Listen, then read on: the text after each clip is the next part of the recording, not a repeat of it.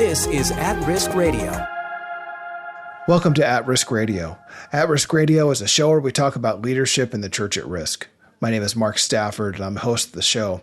I'm here with David Witt. David Witt is the CEO of SOM International, and with Lisa Stendal. She is a scriptwriter and one of the directors for the Parish of the Pines movie. Now, David, you're really heavily involved with the Parish of the Pines movie and its premiere and release. And I just want you to talk a minute here. Talk about the impact you're hoping that the Parish of the Pines movie is going to make. Yeah, Mark, I'm praying that the Parish of the Pines is going to prick people's hearts.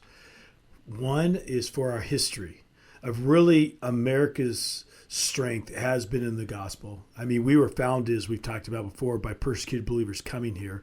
It was the first and second great revival that gave us that foundation of God-centered and people-centered nation of volunteerism and truly the goodness of society, which we've waned from now. And we're struggling in morality, in the fear of God, which is the beginning of wisdom. This film is wholesome. It's beautiful. It reminds us where it came from, but it's even more, it represents the modern day circuit riders, which Frank Higgins, we talked about with Russell, is the sky pilots, the nickname he's given.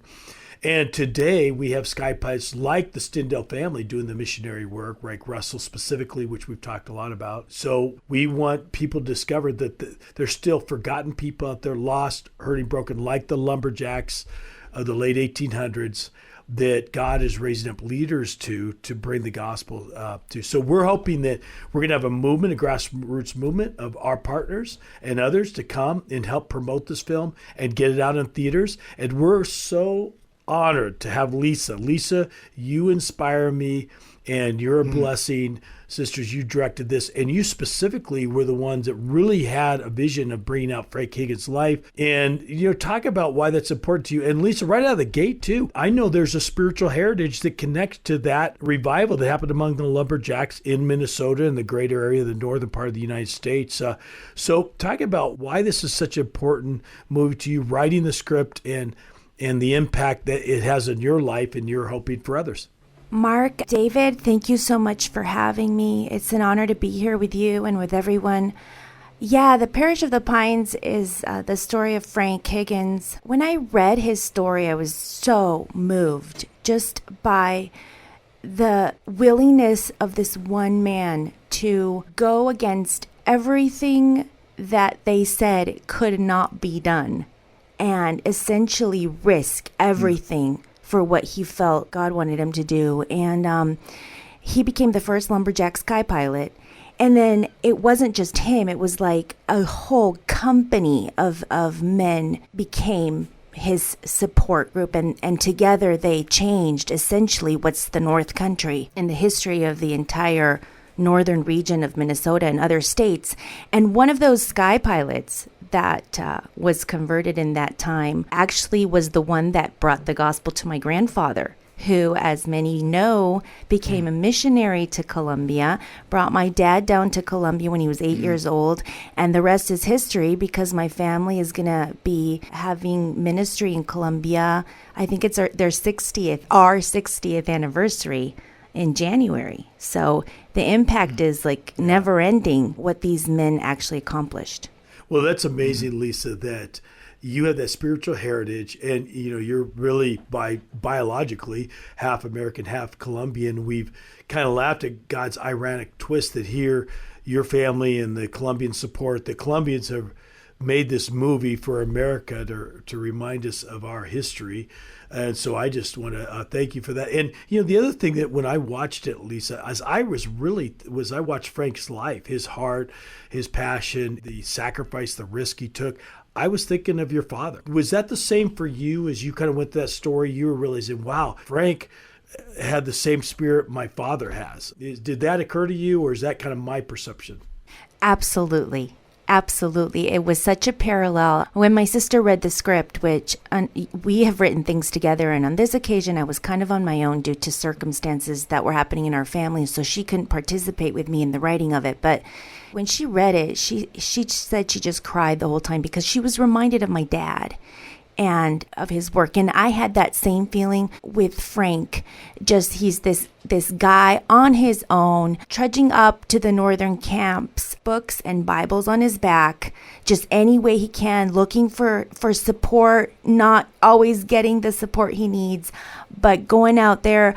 And not just him, the character of Eva, his wife, is greatly inspired on my mother, because she was behind these men. There has to be a support team. And even if it's just one person, it's extremely important. And so we see the parallels to our family. You know, a lot of people really love the story of John Stormberger, who is the outlaw that gets converted. And I love the story as well. It's sort of a Saul to Paul story that as Christians, everybody loves, the dramatic. But Frankie's story moves me on so many levels, because it's a story of a guy who had the right ambitions and the right intentions, and even that he has to give up for God to work through him. And so the parallel between Frank and Eva and my parents is so real and strong. I love how you, again, highlight that again, because if it wasn't for Frank, we wouldn't have John, the disciples. If it wasn't for Jesus, we wouldn't have all those disciples. There always has to be the one that goes in front, bringing righteousness to the unrighteous, for the dramatic, some of those dramatic stories to happen. And yet how dramatic and powerful it is for those who have kept a clean heart and run the good race, who persevered to the end. And Lisa, you did a fantastic job with that. Now, Lisa, I want to bring out, this was a 7-year process. I mean, you poured your heart and life out for this. It's just incredible to get the background stories of your family being involved. We were just talking with your younger brother who plays Frank, and how, for me, I don't know of any other major motion picture that has been produced by family and done with such heart. What was the most difficult thing you think for you in this process of directing this film? Well, there's difficult aspects all throughout the process. One of the most challenging things just for us was that we live in Colombia, South America, and we run a mission down there where we do radio broadcasts, Bible distribution, all the things you've probably heard about. And so we had to do this film up here in America with the cost that it implies to produce something in the United States. Our family traveling. I have 4 children. My sister, who co-directed and produced with me, has 2 little boys. And all of these locations are absolutely remote. You know, we were filming during COVID, and we were, producing this thing before and after it. And, the world changed. Everything changed about how things are done. And basically, we just didn't have a way to hire people to do the work for us. The Lord wanted us to do it, and we absolutely had to strain every single resource in terms of time, energy, focus, to be able to keep everything running at home, but then also take off and essentially become missionaries to North America by making this film. Yeah. So, Lisa, let me add, I know we're going to have to take a break here, but Lisa, I want people to grasp what you just said. You produced this film, your whole family, while still running the work in Colombia. I mean, of course, we see it happening. During this, we have been distributing print hundreds of thousands of Bibles and Christian materials down there, the radio stations, ongoing work, and you guys were able to juggle both. It's been an amazing season. When we get back, Lisa, I want you to bring out how the Lord provided in supernatural ways through some of those difficulties, those challenges, just for people to get touched by some of the background of this movie. Yeah, so we'll be right back after we talk a little bit about what's happening in some other aspects of our ministry. We'll be right back. At Risk Radio. Lost Story Cinema presents a new feature film, the story of Frank Higgins, the lumberjack sky pilot. More than any class that's lived in our land, these lumberjacks can truthfully say, no man cared for my soul. The church has forgotten the prodigal while caring for the souls of the saved. 30,000 men? Men to whom God is dead, and Sunday is the harvest day of iniquity, and the saloons and brothels. But you were there, willing. Willing, yes, but not ordained, you see.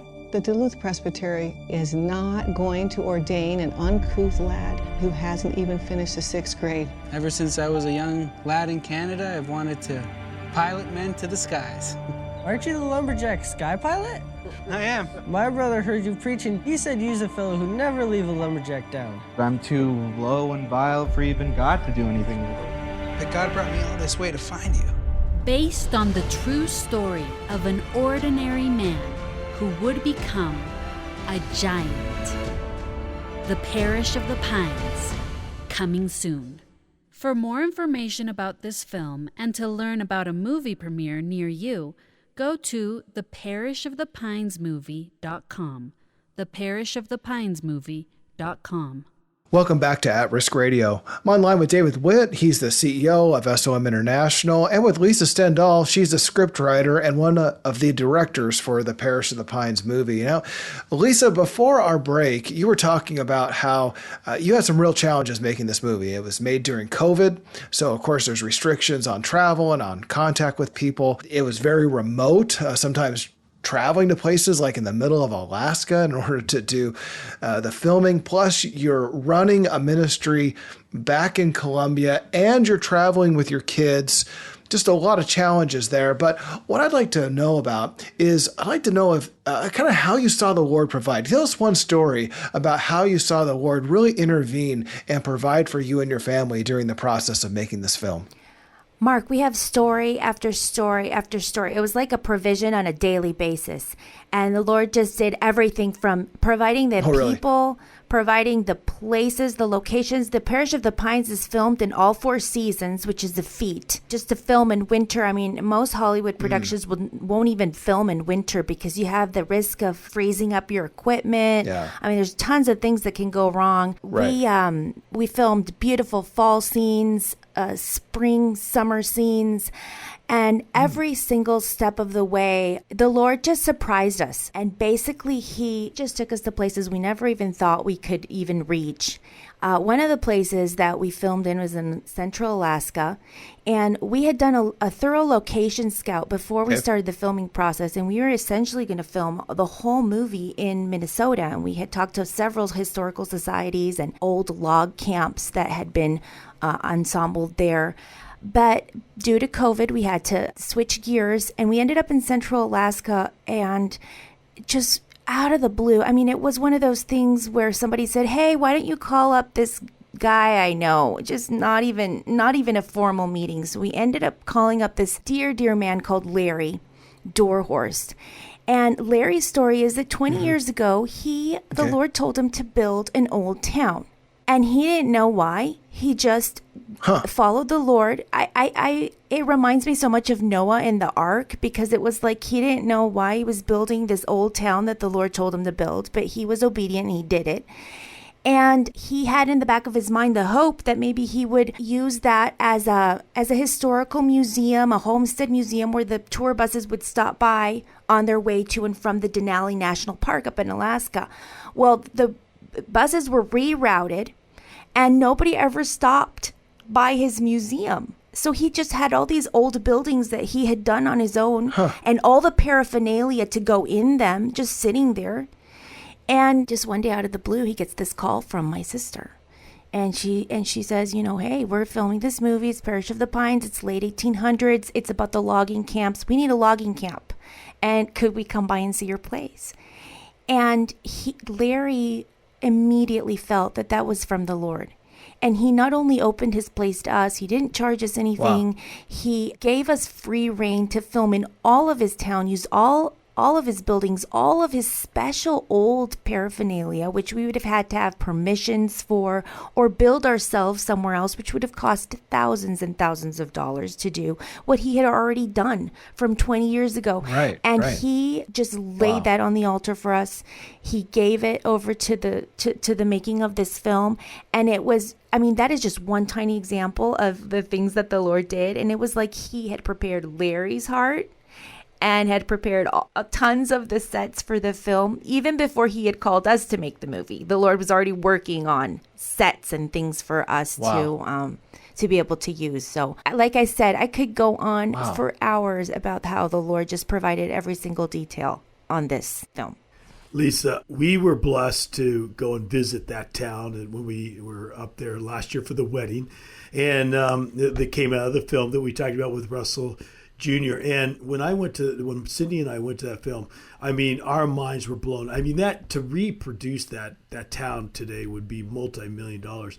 And here's a guy who did it over 20 years, just like you said, by faith. And here, because you guys are walking in faith, you became the answer to his prayer too, and the joy and delight he has that now there's this greater purpose involved. And I just want to add one other of the multiple stories for the dog lovers. There's an amazing backstory how Frank Higgins used St. Bernards. And real quick, Lisa, tell you about how determined you were of finding St. Bernard. No St. Bernards that could be found in Alaska, and what happened. Yeah, so the real story of Frank Higgins is that he created the first ambulance to go in and out of all these places with 2 St. Bernard dogs that he found. And so I wrote the script, as closely based on reality as I possibly could. So when we had our team up there location scouting, I got the call and said, hey, in Alaska, there's a whole bunch of huskies. Could we use some huskies in the film? And I said, I think it really needs to be St. Bernards because, if we want to use those real life pictures at the end of the movie, it's just not going to look right if in the movie there's huskies and then at the end the real pictures depict the St. Bernards. So we were praying about that because there just weren't any. And then again, another phone call of, my sister's mother-in-law was like, hey, I know this Ukrainian family. Let me give them a call. So she gives them a call, and the Ukrainian family have St. Bernards. And not just any St. Bernards. These St. Bernards are actually descendants of the famous Beethoven St. Bernard dog of the Beethoven movie, which my family loves, and my kids just love that movie. So it was like having a celebrity, the descendants of a celebrity on set. And they, in a matter of days, there was a guy who built the harness, and there was a girl who knew how to train the dogs, and there was another person who built the sled. And it just all came together, and the dog scenes with the snow were filmed the very last day of that year that there was snow on the ground. The next day, the temperature rose, and all the snow had melted, and it was just absolutely like walking on the edge of a knife with that whole thing, because if we had to wait, it would have been a whole other season, and we probably would have either not had the dogs in the snow, or we would have not had the Parish of the Pines that we do now. We would have been moved a whole other year. So yeah, the Lord gave us the St. Bernards just in the nick of time, and it was pretty amazing. And we met fantastic people through it all. That's just a great story. Yeah, thank you, Lisa. Let's go, Lisa, let's change it now to what's happening now. And we just had the first premiere this last weekend in Sedona, Arizona. We're hoping we're to launch this across the nation. What feelings did you have this last weekend as we had a sold-out crowd in that beautiful theater there?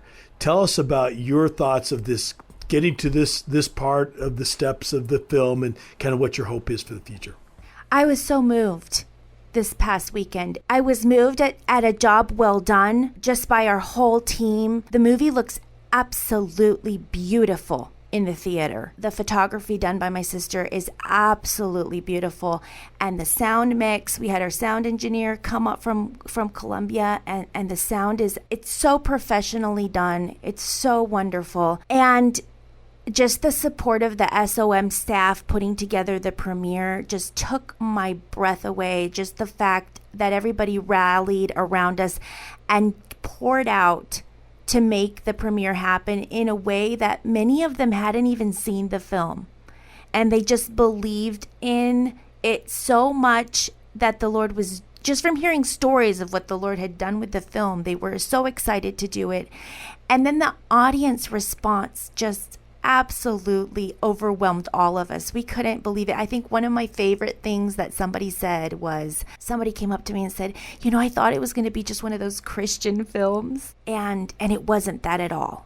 It was not that. I don't know what I was expecting, but this is not what I was expecting, and I was absolutely blown away by how real and how well it was done, but also just the story of how it is impacting my life. And so it just testimony after testimony of people crying, laughing, enjoying themselves, but at the end really challenged to do more and be more. And I think that that's our hope. Essentially, our hope through this is not to be glorified by making a good film or not to be remembered because we did this great feat, but that people would walk away from this saying, I need to do more. And there's hope. However bad we think the country is headed in the wrong direction toward, I know that it's a time where it's very difficult for people to see any sort of hope. And on so many levels, there's political, social, economic levels that people are just absolutely needing to be reminded of, that phrase that Frank Higgins says, to be reminded of the things that were forgotten. And sometimes they weren't known and sometimes they were forgotten. But we all need to be reminded that the only hope for any of us is the Lord Jesus, and to follow him completely, unequivocally, unapologetically follow him.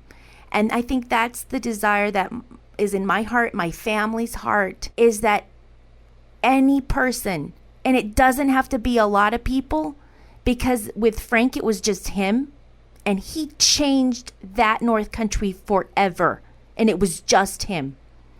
So if the Lord can use his story to just touch a few hearts, but really touch them to the point where they can surrender completely and be used by the Lord, I think we'll see a change in this country, an absolute change in this country. And that's the hope that I have for the film. Lisa, you're speaking words of refreshment that I think we all need. And we all are wanting this hope, a focus, a purpose.